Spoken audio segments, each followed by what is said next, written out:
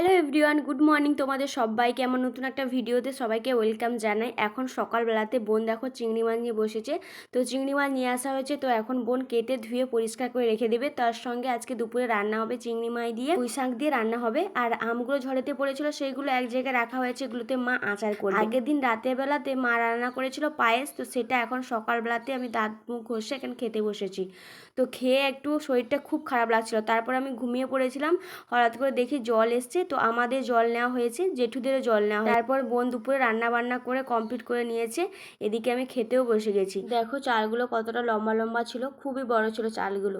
এইদিকে ঘুম থেকে ওঠার পরে বোন বরফ নিয়ে এসছে বড় মাদের ফ্রিজ থেকে, আর বাবা দই নিয়ে এসেছিলো, তো সেই দিয়ে আজকে লস্যি বানাবো বিকেলে। এই গরমের সময় লস্যি খেতে খুব ভালো লাগে। এদিকে রাতের বেলাতে ভাই বায়না করতে বাবা মাংস নিয়ে এসছে, তো এখন রাতে সবাই মিলে খেতে বসেছি। ঝোল আর ভাত হয়েছিল। তো ভিডিওটা এই পর্যন্ত।